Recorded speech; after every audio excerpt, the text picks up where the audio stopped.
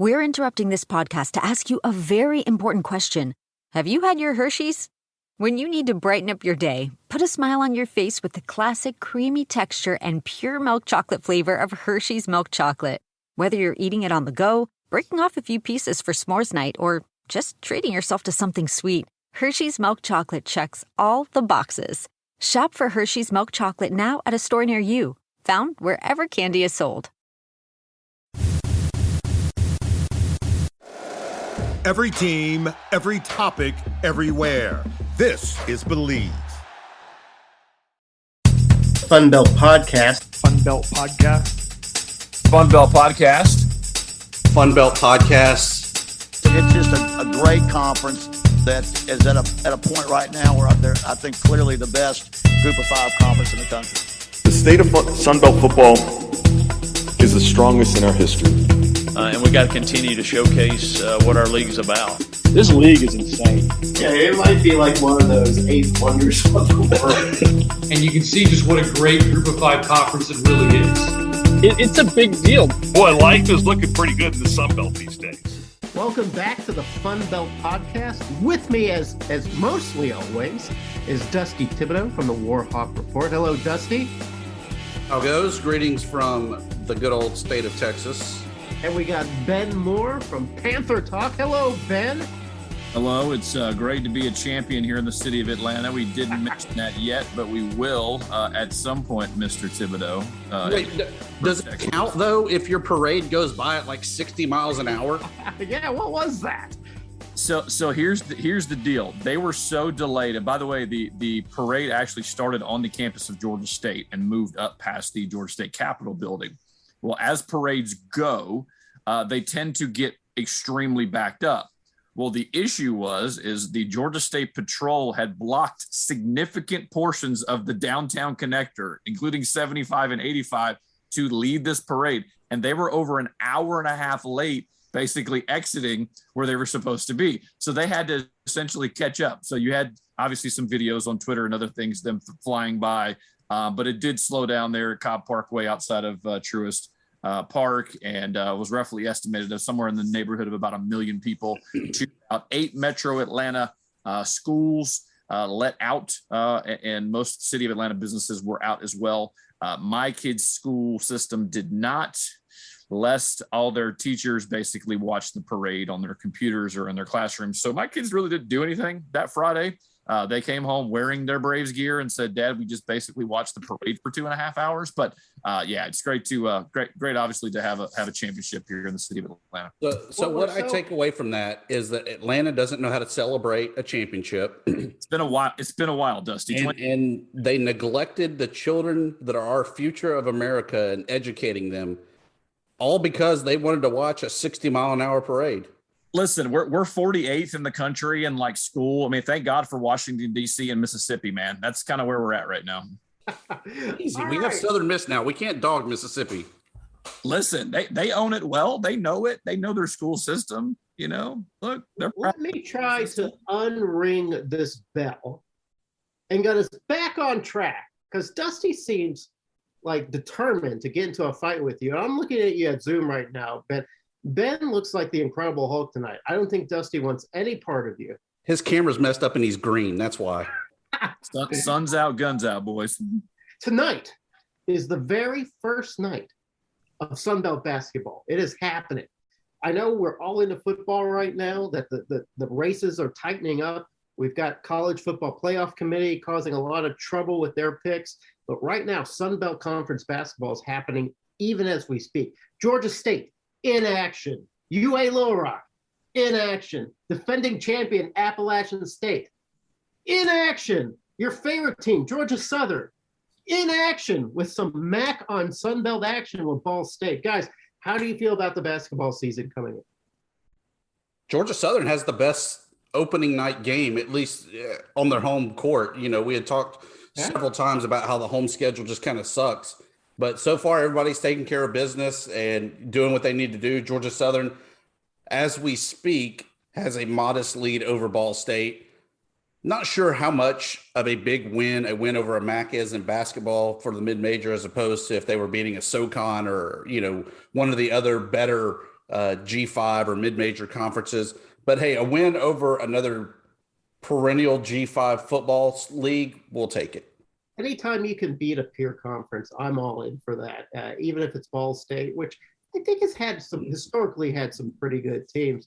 I just want to know if Georgia State's going to somehow triumph over Bruton Parker tonight. Yeah, as we were talking off air, they are a NAIA school that has already played 7 games. They played last night. They're doing the back-to-back. They're a school that is actually located on the way to Statesboro if you're going to Atlanta down the Devil's Highway there, I-16. So kind of in the middle part of the state. They're not very tall, which is a problem because Georgia State is very tall. They have a lot of guys that are very good and athletic, and the Sun Belt preseason favorite, I believe the last time these two clashed, it was 104-35 final. So we're pacing that right now. It's looking like a under 4 timeout here, and the Panthers have a comfortable 24-point lead here in the first half. Well, prayers up for Bruton Parker. I counted 5 games tonight where ESPN didn't even bother with the opponent's logo. We've got games against Spring Hill, Ferrum, West Florida, Carver College. These guys are perennial heavyweights, but opposite of what some of the Sunbelt schools are doing tonight. ULM is putting on the boxing gloves right now. In about half an hour, going to go up against LSU. Thibodeau, what are the chances that the Warhawks give LSU a good game tonight? Yeah, both teams will go out and play hard. It'll be a hard-fought 40 minutes. And at the end of the game, there will be questions asked by the media, and players will get post-game meals and back on a bus. No, I mean, ULM opens up with LSU, obviously, tonight. They go to Auburn, I believe it's Friday night. You got to pay the bills and just hope that you compete. Hopefully, head coach Keith Richard in his 12th season there can kind of decipher the madness there that's going to happen in these 2 games and figure out what exactly he has. Because the discussions that I've had with him and his coaching staff, there wasn't a whole lot really learned last year in the COVID year. Yeah. They went very heavy on the JUCO route. So they have some seasoned players, but none that have really played at the D1 level to be able to speak to how that's going to translate and really put them in the Sun Belt Conference. Now, Dusty, Ben and I appreciate that analysis 100%, but it's not good enough. We demand a Warhawk win over LSU, and we're putting the onus on you, Dusty Thibodeau, to make it happen. All right. I'll catch y'all later. I'm going to go get on a plane and catch y'all from Baton Rouge. Coach them personally. You just can't do like a Zoom call, like on FaceTime or something? No, I'm suiting up. Up the troops? Come on, man. Suiting up. Maybe just send a text with a GIF, just something to get them going. That might be enough. Meanwhile, at the end of the night, my Arkansas State Red Wolves take on in-state rival Harding University. Buffaloes. Back the Bison, actually, but that's okay. It's close. It's like a Buffalo. But Harding is picked to finish 9th in the GAC this year. I'm not even sure what GAC means, Great American Conference, maybe. But hopefully that's a good win for the Sun Belt and not an embarrassing loss for Arkansas State. Ben, we know that among the 3 of us here, basketball is your bread and butter. I know that nobody loves basketball amongst the 3 of us more than Ben Moore. Ben, what is your 30,000-foot view of basketball as we enter the season for the Sun Belt? Yeah, I think honestly, it's going to be I think probably a 2 or 3 team race at the top. Just looking at it, just from the returning talent coming back, and then some of the guys that are coming in. Pretty much, all the bracket projections, the Joe Lenardis of the world or CBS bracket projections are basically saying either Georgia State or Louisiana. You still have Texas State, who won the regular season as well. They return a lot, and they have certainly some pedigree there. You also have, of course, Appalachian State, who won the tournament title and yanked it away there from Georgia State in the first year down in the Panhandle, basically. So, it's going to be a good year, I think, for the league. as we continue to talk about, non-conference wins, no matter who it is, if it's a high major team, if it's a fellow mid-major, it's important to notch those victories to raise, the league up. I think, for too long, it's been one of those situations where the league champion, goes and takes care of business, wins, 3 games in the Sun Belt tournament. The issue is then they just arrive in the NCAA tournament as a 15 seed, just to be kind of fodder. And I think that's the difficult part about it ultimately with this league is you want to continue to see, all teams continue to get better. Now we know, the NIT will take the regular season champ. So just in case the regular season champ is not the tournament champ, then you at least have 2 teams in the postseason and continuing to obviously do well there. So I'm very interested to see if the CIT and CBI do return post-COVID. Those were things that were impacted from a tournament standpoint. The financial impact of that, we don't really know quite yet. We'll know that in the spring. But I think there will be some very solid teams out there. South Alabama obviously lost a lot. Coastal Carolina, as you guys caught up with Cliff Ellis, they lost a lot. I mean, basically their top 2 scorers and the player of the year in the league transfers to Michigan. So very, very interesting, names that are back, but you also have, a brand new Sun Belt first team. You only have, Norchad O'Meara over there at Arkansas State is the only guy who was on the starting 5 last year to close the season out. So I think it's going to be a very good league. There's a lot of good coaches in this league, and I wouldn't be surprised to see some early season upsets in November and December. Ben Moore, you have said that you felt like it's going to be kind of top heavy. I don't see anything wrong with that analysis, but I'm going to roll the dice a little bit and say maybe it's going to be 50-50. I feel like there might be 5 or 6 teams that kind of battle it out. Now, I know Georgia State and Louisiana are kind of the cream, but in basketball, it seems like things can change at a moment's notice. So I feel like maybe there's 6 teams down that could do some damage, but it also seems like there's also 6 teams that aren't worth a shit. So I don't know how the Sun Belt basketball is going to be, but I feel like it might be one of the more interesting seasons we've had in a long time. Thibodeau, back me up on this. Yeah, I mean, I think my sleeper team that I've really looked at and like a lot, especially with the transfers that they have landed, the Jaguars. I mean, They have a guy from LSU, Manning's his last name. I forget his first name. They have a local kid from right here in Houston, JJ Chandler, that just transferred from Texas A&M. I got to see him when he was in high school. The guy is a straight up amazing player. They're going to ball out. It's a matter of whether or not they can get that core playing together and clicking. Basketball is really like an offensive line in football that you just got to get comfortable with the guys that you have on the floor. And then there's nothing that's going to stop you. I always felt like basketball is one of those sports that it takes about a month and a half for a team to gel.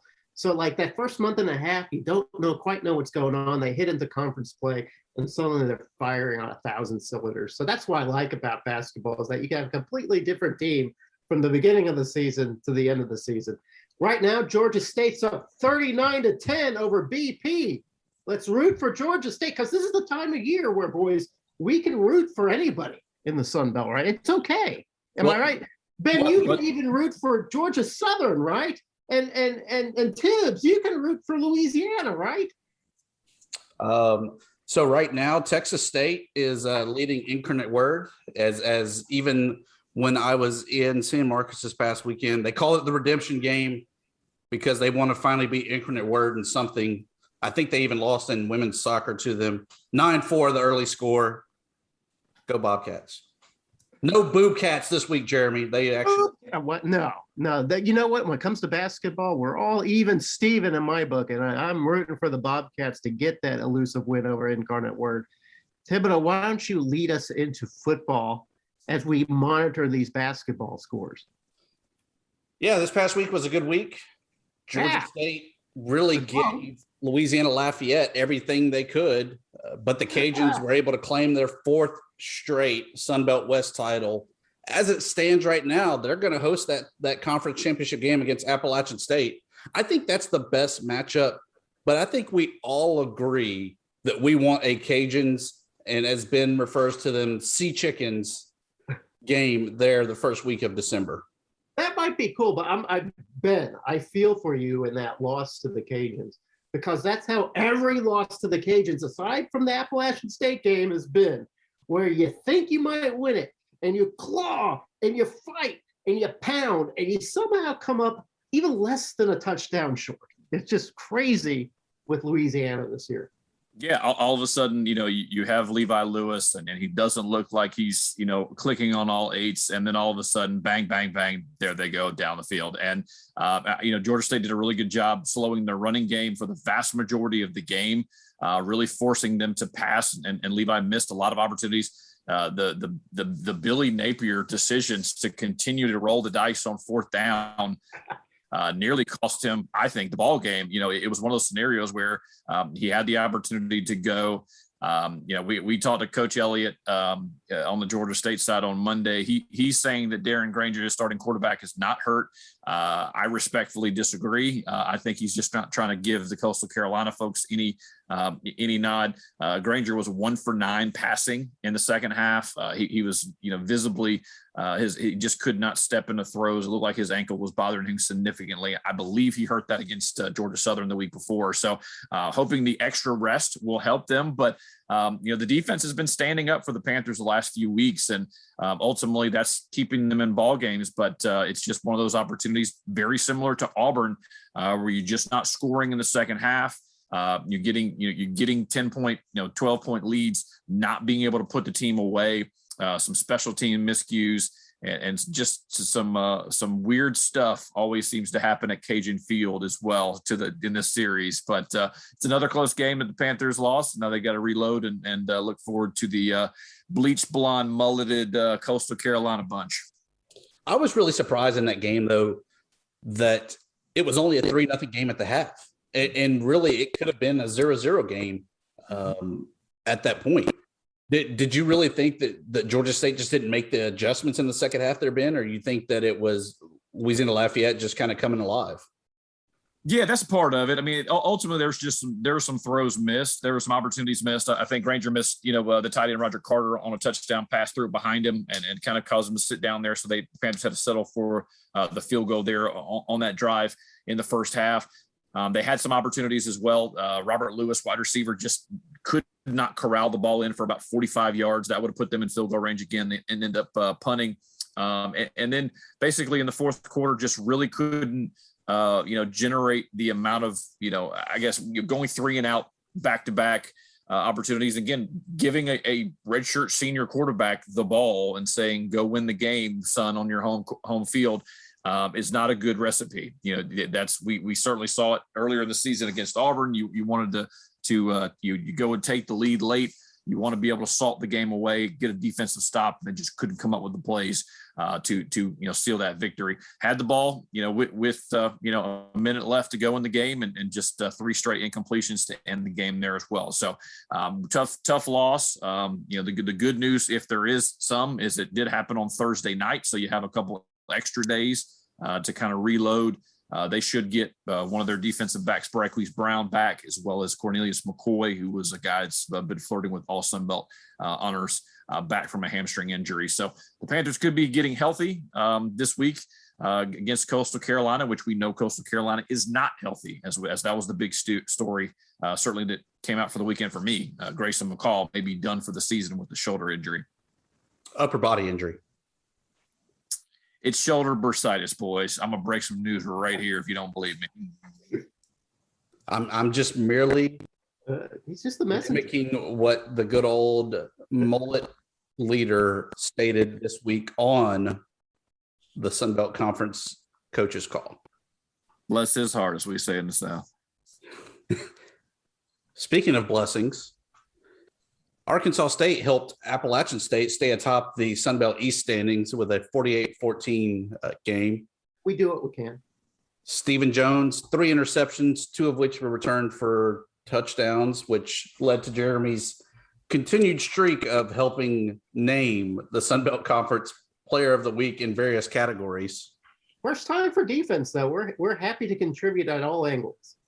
I mean, You're a giver, Jeremy. We do appreciate that. Well, that's what the Red Wolves are about. If they're more about giving than receiving. So it's all about, it's about team spirit. It's about giving 110%. It's about playing in the community, not just on the gridiron, that kind of thing. But yes, I was there for that game. It was homecoming for Arkansas State. I did not serve in a reporter's capacity. I was in the stands, in with the people, listening to what they had to say. And for the most part, fairly jovial despite the start. And the first quarter and a half was pretty entertaining. It was 14-14. It felt like we were getting some stuff done on defense, getting some stuff done on offense. And then, like Appalachian State does, they start beating you down in the trenches. They're just bigger, stronger, faster than Arkansas State.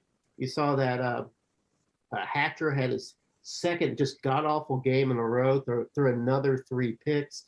Did not ever look comfortable back behind that sort of shaky offensive line. As a result, the game got out of hand in the second half fairly quick. But I will say one thing about Cam Peoples. Cam Peoples looks to me as the closest to, who's the running back for Titans right now? Derrick Henry.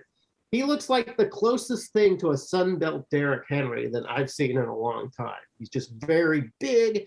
He's very fast. He bowls over everyone. We were talking kind of offline about who might be the Sunbelt Player of the Year. Cam Peoples certainly deserves a lot of attention for that. And I hope don't forget about Nate Noel, who leads the Sunbelt in rushing yards too. That's his back mate. Nate, I know Nate's been a little healthier than Cam. Cam Peoples seems to be in and out all the time, but Nate's an incredible runner. He's just kind of a different guy. He's more of a squatty, kind of quicker guy. Both of them ran over Arkansas State for what it's worth. We get ULM next. I'm sure that ULM is looking at the tape and sort of frothing at the mouth, hoping to get that 5th victory. But we'll talk a little bit about that later. Speaking of which, I made the pilgrimage to San Marcos. And let me tell you something, boys. San Marcos is the best kept secret in the Sun Belt. It was a great time. It was beers flowing. Yeah. Great football, great environment, great people, friendly people. Yeah. Can't say enough. Great press box food, by the way. Wow. Great sweet food. Yeah. I did not get to meet the Don, though. I met his wife, but I did not get to meet the Don. Otherwise, I would have had to, get a picture with him for the good old Fun Belt to show our clout that we have, that we know the Don. So far, you've kind of done some name dropping, which is cool. You've talked about the great food that you've had and the fine accommodations that you enjoyed. You talked about the atmosphere. But Tim, what happened at the game?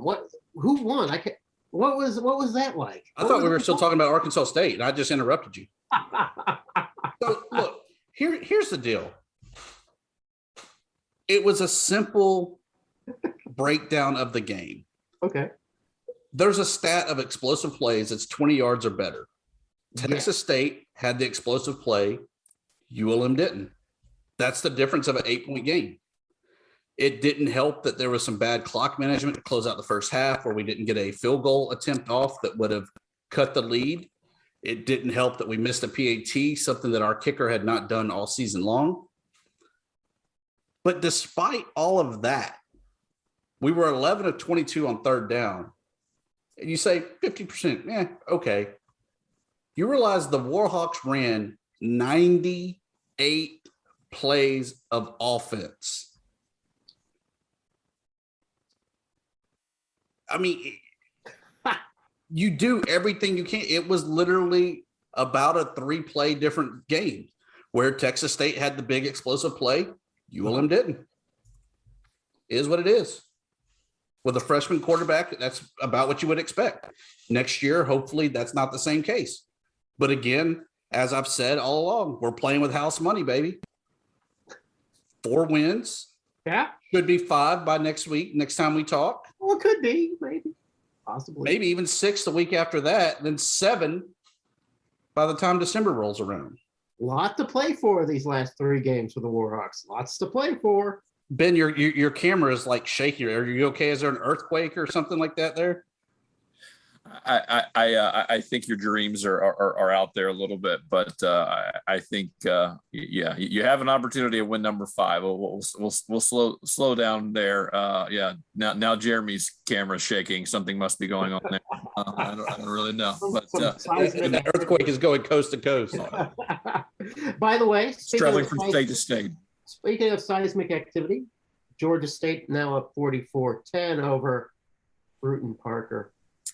At the break, at halftime, they have allowed Bruton Parker to grab some water, wipe the sweat from their brow, and then we'll play another 20 minutes there at the sports arena. Also allowed double digits. I did not expect that to happen for Bruton Parker. I feel like this is a chink in Georgia State's armor. That probably bears watching.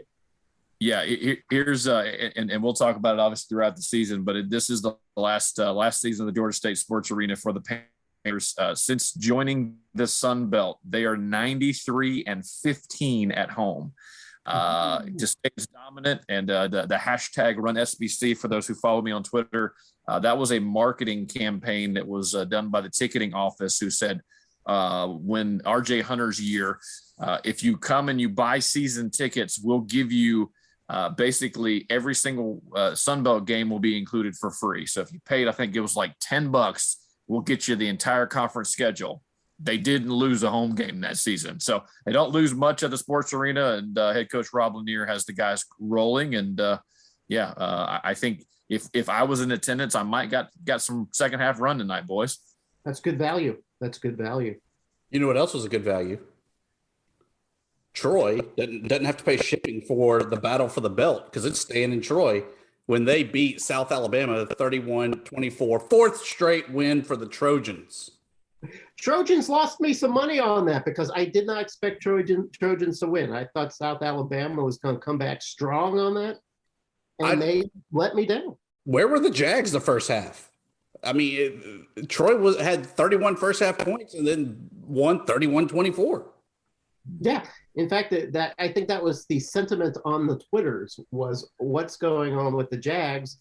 Why haven't they gotten on the field yet? Because there was really nothing going on with the Jaguars. And then suddenly they come out and make a game of it. But that was surprising to me. I did not expect that. I've never been a big believer in Troy all year long. I don't know why. I feel like Troy, though, is getting a little stronger, beginning to score more points. That defense is still stout. Troy might still be in sneaky position to cause a few nightmares. They're coming to the stronger division. The biggest, we gotta love us some Troy. The biggest thing the biggest thing, especially in the first half. I mean, South Alabama couldn't convert on third down. I mean, for the game, they were 4 for 16, turned the ball over, had a fumble that directly led to a score, pick 6 for Troy, and that's the big thing that we've talked about for a while, right? Is their defense has been solid, their offense hasn't been good. If you give them the ball repeatedly, especially in a rivalry game like this one, they have an opportunity to put up points. But I mean, as you guys talked about, they downshifted basically throughout the third and fourth quarter and allowed South to come back. Sounds like Jake Bentley has got a knee injury, and he may unfortunately miss the rest of the season or a significant portion of this next 3 weeks, which is a huge loss. Obviously, they're fifth year senior quarterback, guy that was performing very well for the Jags, and they have a tough schedule. As you mentioned, Jeremy, as well. Troy looks to be kind of in the catbird seat now. They have to win one more game of their next 3 to get bowl eligible, and it very may come down to their matchup with the Panthers in Atlanta on Thanksgiving weekend. Yeah, that's losing Bentley, huge blow. I think. Guess we won't find out what Jeremy thinks there. So that can't be lost. And then when you get Tolbert and when you have Tolbert in the mix, Tolbert having that magic season, and you lose your starting quarterback. I don't know how that affects Tolbert. So Tolbert down, Bentley down, McCall down, some of the premier quarterbacks in the Sun Belt taking some big injuries. Hide your wife, hide your kids. They're breaking everybody in the Sun Belt. The finale, it was an ugly game, man. It was nasty just listening to that game on the radio as I was driving back from San Marcos. Georgia Southern, 4 turnovers. And then they were completely shut out until about the 10:50 mark of the fourth quarter. They lost to Coastal 28-8. It's the first time, though, that Coastal has not scored in the first quarter this season. Well, there's something of, Georgia Southern, they have the capacity every now and then to put up a quarter of defense, or definitely put up a quarter of offense. They'll do something weird to you that you've never seen before, and you've got to adjust. So it's not surprising to me that Coastal had trouble with that. But I believe that Ben could expand on this more. What's going on in Statesboro now is a bit of a circus. We've got the new coach with Helton coming in. I think that the crew ended up putting up billboards across the Sun Belt announcing Helton as the new coach, which is kind of sad and funny and goofy at the same time. I don't know what's going on in Statesboro. They hired a guy that doesn't seem to fit their profile very well. Maybe that's intentional, though. Maybe they're trying to move into a new direction. Clay Helton certainly is the splashy hire that we were warned about several weeks ago when they fired Lunsfield, and we had so-and-so, I forget his name. Suddenly forget his name, but the guy from the Georgia Southern podcast. Yeah, he told us, GATA talk, yep. Yeah, we're going to spend some money and we're going to get a guy. We just kind of went, okay, fine. Find yourself a nice triple option guy. Ended up with Clay Helton. Ben, I'm sure you have a little bit more analysis surrounding this. Yeah, just kind of a head scratching hire, quite candidly. It just doesn't fit. There's kind of folks that are drawing the parallels from his time, and he's a Gainesville, Florida native. He coached in the ACC at Duke.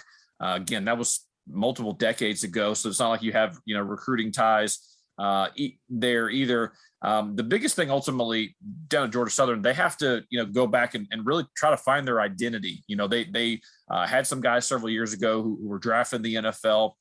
You have Tyler Bass, who's with Buffalo, who's one of the better kicking prospects there. You've got two DBs that are playing in the NFL, and Young Wei Koo with the Falcons. So that they've had guys in the last 4, 5, 6 years that have produced and been talent. You've just seen the talent continue to dip, and on the offensive line and defensive line, and specifically at quarterback, Shai Wertz was the guy, right? He was there for 3-4 years. He was the guy that they kind of continued to trot out there, and you really haven't replaced him. Now you're going to be moving away from a triple option. Clay Helton is not an option guy, which I'm sure bothered some of the old guard, as we talked to Matt a few weeks back about how that old guard loved the triple option and wanted to keep that in. That's not going to be his offense. It's going to be spread. The rumors are that they're going to hire Brian Ellis from Western Kentucky, who was his quarterback coach there at Southern Cal. So that's going to be a wide open pro style spread offense that they want to run.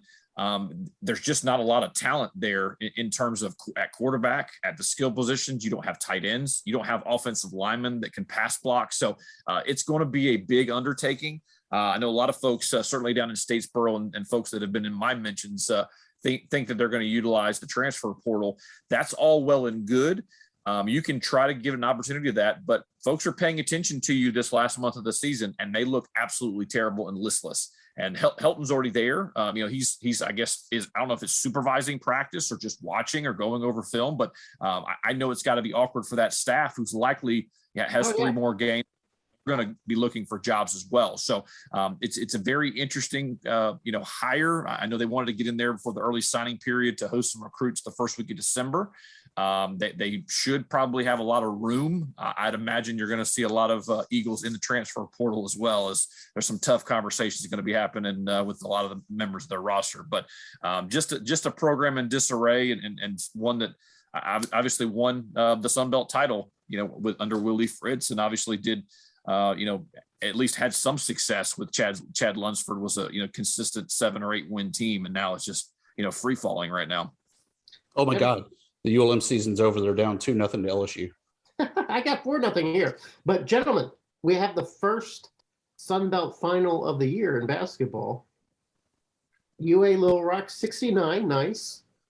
SIU 66. First win of the season for the Sun Belt. Well done, good job, Trojans. The Little Rock. Good job. I know ULM, you're going to pull it out, but that was nice of the Trojans to honor the Sun Belt with a victory, just like I know that the Warhawks are going to do tonight against the Tigers. It's going to happen. I know that you're going to have the same type of game as the Panthers are having against, what do we call these guys? The Bruden Parker Barons. If it tells you anything, they gave 2 points to ULM, then took it off the board for some reason. Ooh, wow. It was stop the count. Stop the count. Yeah, I don't know what's going on down on the bayou. The real bayou, the Red Stick. Week 11 coming up. Fascinating week.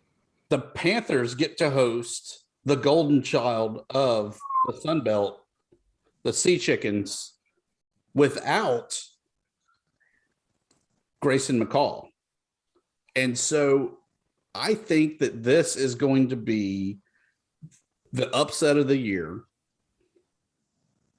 Elliott said on the coaches conference call this week for the Sun Belt that he reminded the team last year of that 51-0 beatdown, saying it was the most embarrassing loss of his career and of Georgia State football.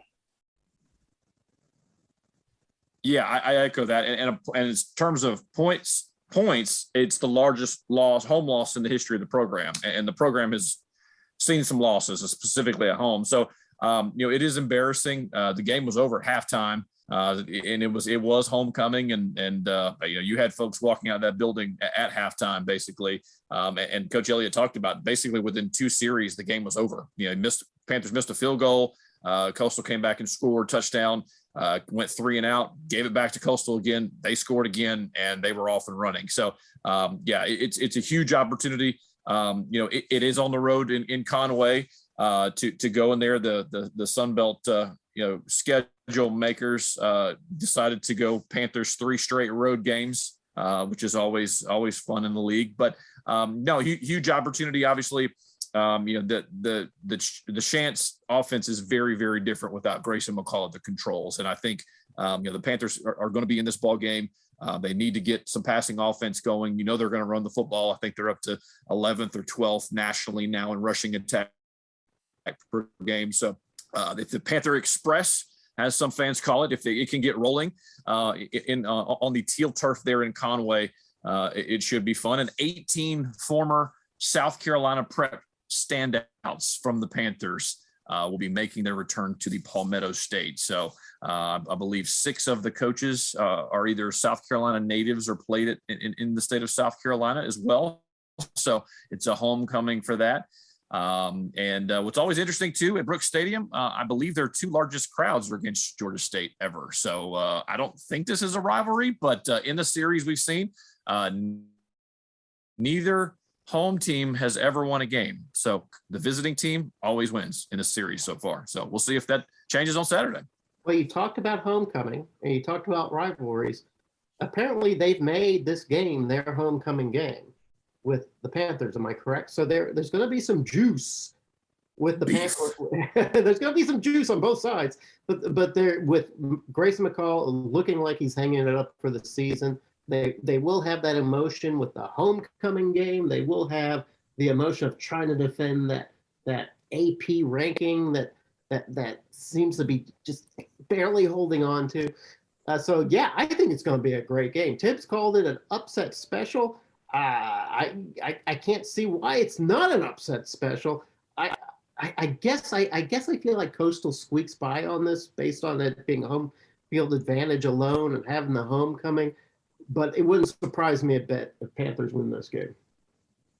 South Alabama, App State. I think with Bentley being ruled out, this goes from being a game that I was excited about to, App State's probably going to roll in this one. I don't know anything about the South Alabama backup, but he's no Jake Bentley.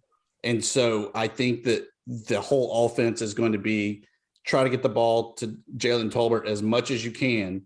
But I don't know if that second string quarterback can do that. Yeah, what's devastating for the Jags is that sitting on 5 wins, you lose your quarterback right when you're trying to get to bowl eligibility. And that's just a bad storyline for the Jaguars who came in with pretty high expectations. wanted to make a lot of noise in the Sun Belt, had some ups and downs, have the new coach, have the new facility.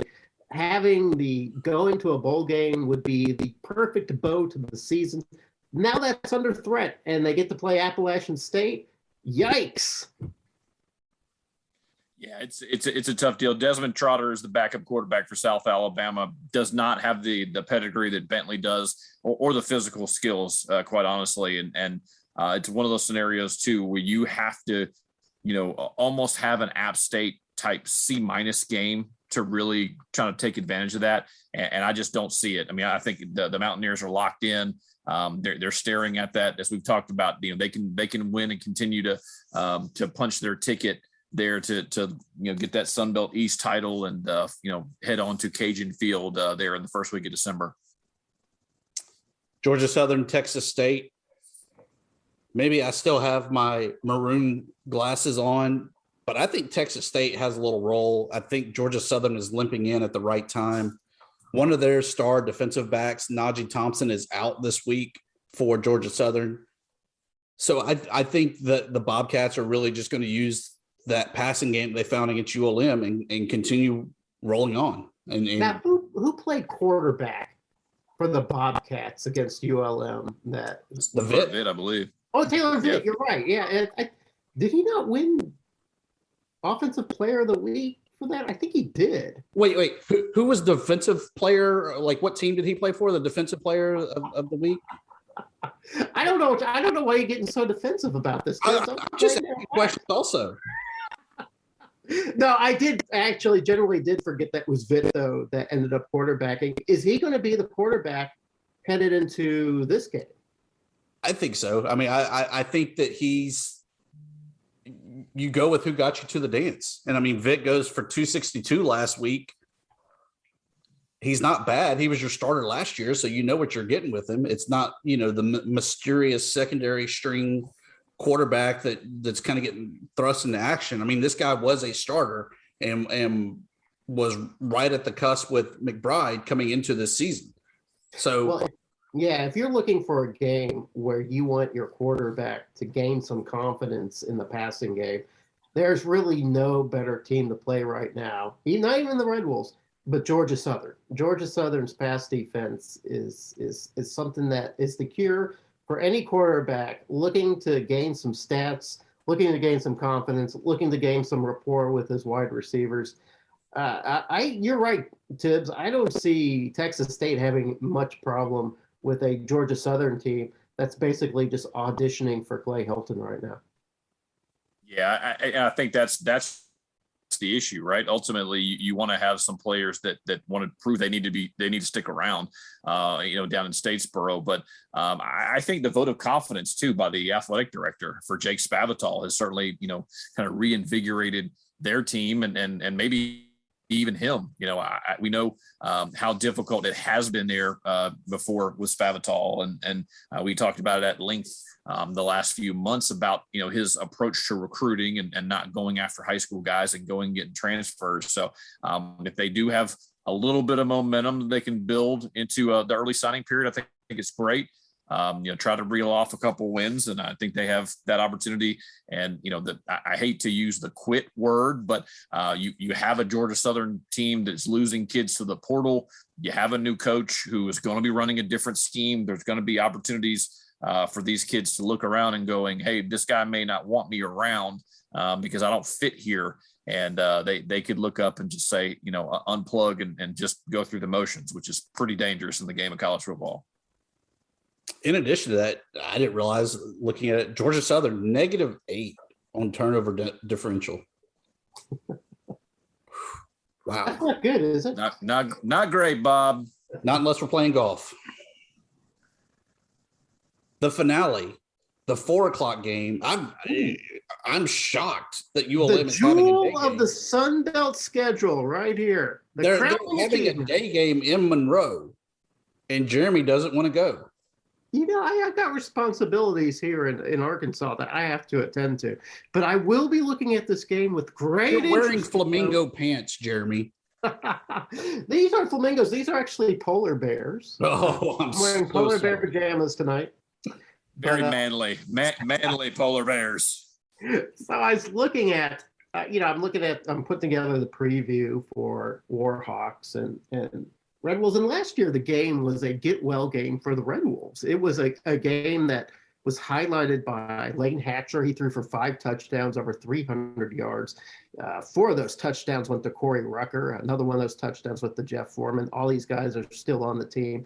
Rucker has become the star receiver. Foreman still needs a little bit of work, but he's a good guy too. And looking back on that game, I looked at that game last year and said, this is the game that shows us that the Red Wolves will have something in the tank for next season. I was very excited about the performances of that game against ULM. Fast forward to this year, both coaches that coached that game, gone. Matt Viator, adios. Blake Anderson, I'm going to Utah State. And not only that has changed, the whole Sun Belt has changed. Suddenly now we're a 14-team football league. We've got this new blood coming in. We've got new coaches that have come in. We've got a legend coaching ULM and Terry Bowden. We've got experienced hands in terms of Butch Jones on the other side. We've got a 1-8? Yeah, 1-8 team at the Red Wolves. We got a ULM team that is sort of a Jekyll and Hyde, where they might have an upset of Troy, they might have an upset of Liberty, they might upset South Alabama, but then they'll get destroyed by Appalachian State, or they'll get destroyed by Coastal. What kind of team is ULM? We don't know. We don't know what kind of team ULM is. One day they're getting beat by Texas State. Another day they're making a Heisman contender look bad. So this game is it frightens me to death. I'll just be much like Clay Helton will be analyzing the Georgia Southern team for the future. I will be analyzing this game for future positives for the Red Wolves.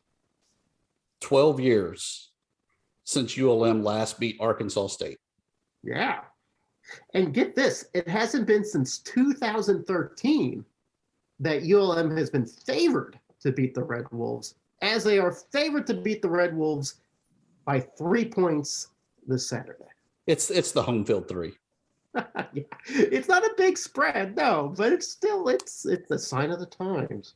It's a sign of the times. I like the Warhawks, and I like them to win. That's why I think the juice is there for the Warhawks, and I still think the Red Wolves are allergic to defense. So, well, ULM also has something to play for. 4 wins in their pocket. They got 3 chances to get 2 wins and get that elusive bowl bid. If you don't beat the Red Wolves, then maybe you don't deserve to get that bid. I'm just saying that, Tibbs. You're gonna have to beat us to deserve it. How amazing would that be, though, for O on his way out of LSU to lose to the in-state school? Well, that would be magic. It would be beautiful. Speaking of in-state school, do we have an update on ULM versus LSU on the hardcourt? Down 9, shooting 6% from the floor. Still early. You got a shot. Okay. And it just updated, down 7. Do we have any more finals? It doesn't look like it. No, there's no finals yet. The Bobcats look to be handling the cardinal of incarnate word so far. Yeah. Coming up on the last kind of quarter of the first half. Coastal's rolling. Ball State, Georgia Southern tied at 41, just tipping off the second half. So they're in a dogfight. Yeah. That'll be a good one down the stretch. App State barely beating Iona, but still with the win so far. That one also in the second half. Panthers, yeah, they're rolling. I'm telling you, the Panthers should be arrested for this game. They should be arrested for what they're doing to Bruton Parker. Arrest those guys now. Who is Bruton Parker? Well, that's what they were saying. Is it a coach's name or a college? We weren't quite sure. So, but here's I guess the toughest part about it. We've talked about it obviously on the podcast the last few weeks about home scheduling and different things like that across the league. It's very, very difficult to get quality opponents in Sun Belt buildings because they don't want to lose, number one. And so when you go out and play the non-D1, those games don't count, toward the final standings and towards the new net they replaced the RPI, which still is just a computer formula that I can't possibly fathom and not smart enough to understand. But ultimately, they're good warm-up games. They're a good opportunity to build rotations and as they move into non-conference play and the games that do count, as we know, will be here sooner rather than later coming this weekend. Bruton Parker sounds like a junior on a high school lacrosse team. Yeah, or a nice fraternity guy. I see a nice fraternity guy with some a collared shirt and some croquis. That's Bruton Parker. Yeah. Hey, Bruton, my man. Yeah. Well, basketball season is just tipping off. We're already talking bowl games though, and the latest round of projections comes out. Okay. Our friend Doug, he might get his first Sun Belt Conference team there, as App State is projected to go face Western Kentucky in the roofclaim.com Boca Raton Bowl. Okay. Ben, you can have my room in Mobile that I prematurely booked. Panthers headed to play Miami of Ohio in the Lending Tree Bowl. Lafayette will once again go to New Orleans for the New Orleans Bowl. I swear that's like the only bowl they ever go to. Send them to Myrtle Beach, man. And that would be they get to face future conference member of Marshall. That'll be a good matchup, and probably a preview of a couple of championship games on the horizon. Yeah. You mentioned Myrtle. The Sea Chickens are staying home, and they'll play Ball State in the Myrtle Beach Bowl. And then Christmas, the ugliest field in America, travels to Montgomery to face the Troy Trojans, Eastern Michigan, and the Trojans in the Camellia Bowl. None of those games. FunBelt and Maction just combined. I would think it would be a tragedy if I were Coastal Carolina and ended up having to play Ball State at home. In your own building. Yeah. Yes. And by the way, probably still be ranked by then, because if they don't make the Sun Belt title game and they win out, they're going to continue to progress up the rankings. Absolutely. Is that a slap in the face though, that you finally make a bowl game, but it's at your home stadium, and I'm sure somehow you'll be the away team, so you don't even get your locker room? That would be so grisly and so gross. I don't even want to contemplate it. So have they come out with the new rankings yet? I haven't seen here. Yes. By the way, South Alabama's beaten Spring Hill 22-5. So. Well, that's a nail-biter. That's pretty embarrassing. But I don't think.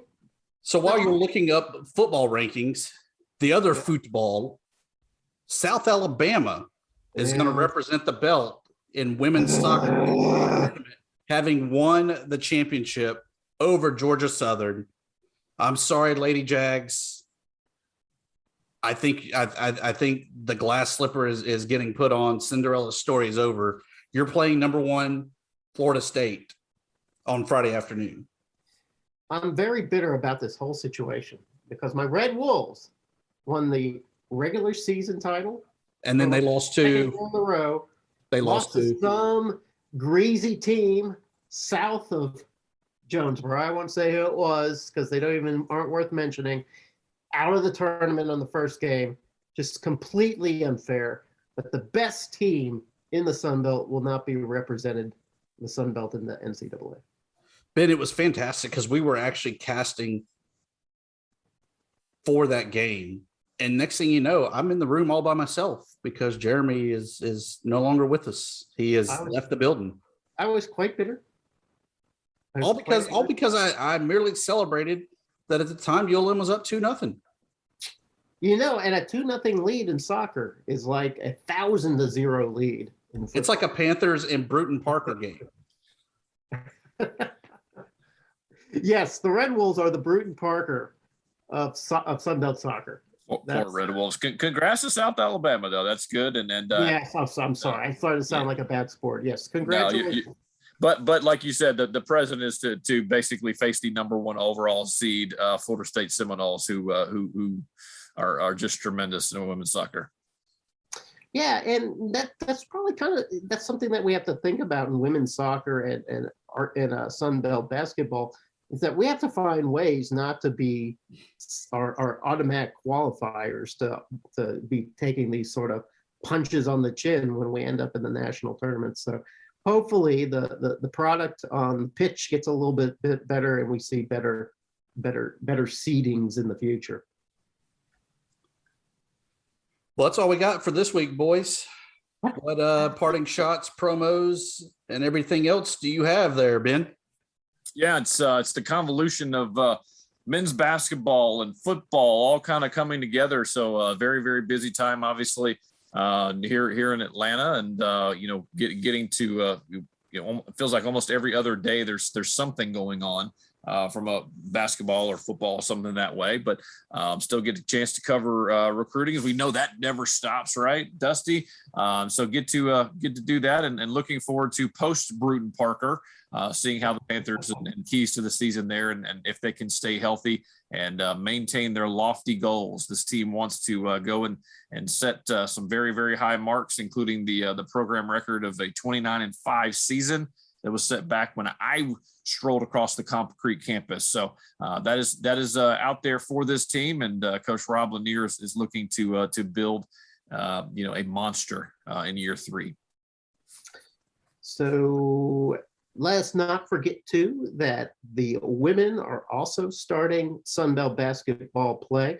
I know that sometimes that the women in basketball take a backseat to the men. That's not fair, because the women play excellent basketball. I know that my Red Wolves have not had good seasons of late, but they did beat Central Baptist this afternoon by a very convincing score. So all of Red Wolf land is very happy. Meanwhile, Red Wolves play Harding tonight. So I will be glued to my ESPN3 portal machine to check that out. So the best thing about college football is obviously the game day experience. Ooh. Texas State had one of the best experiences ever that I saw. Every stadium is kind of divided right in half. You have the alumni, parents, and the fan side, and then there's the student side. You go on the real side, we'll call it, fried Oreos, fried Twinkies, popcorn, the normal selection of beers. You go to the student section, pizza and $3 Natty Lights or Busch Lights. Yeah. Kudos to you, Bobcats, for knowing your target market. Is it possible, Ben? I throw this to you because I'm not sure if we'll get a straight answer from Thibodeau. Is it possible that Dusty has switched allegiances from the Warhawks and is now a Boobcat?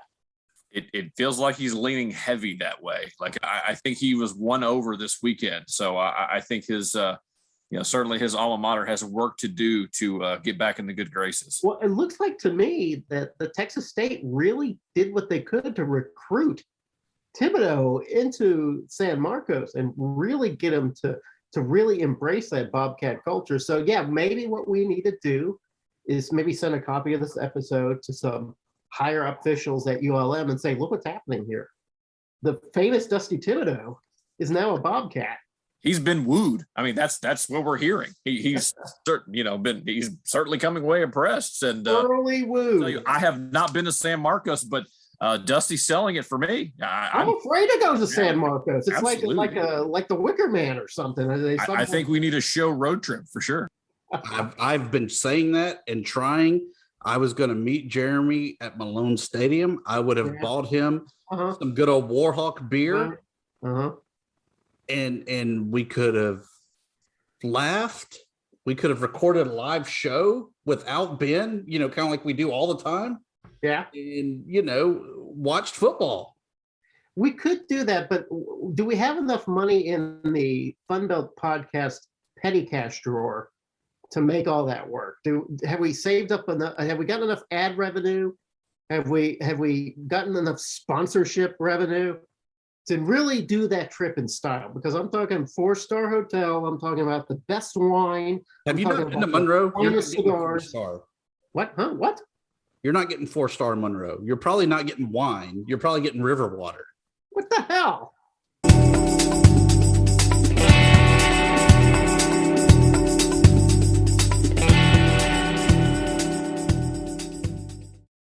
We're interrupting this podcast to ask you a very important question. Have you had your Hershey's? When you need to brighten up your day, put a smile on your face with the classic creamy texture and pure milk chocolate flavor of Hershey's milk chocolate. Whether you're eating it on the go, breaking off a few pieces for s'mores night, or just treating yourself to something sweet, Hershey's milk chocolate checks all the boxes. Shop for Hershey's milk chocolate now at a store near you, found wherever candy is sold.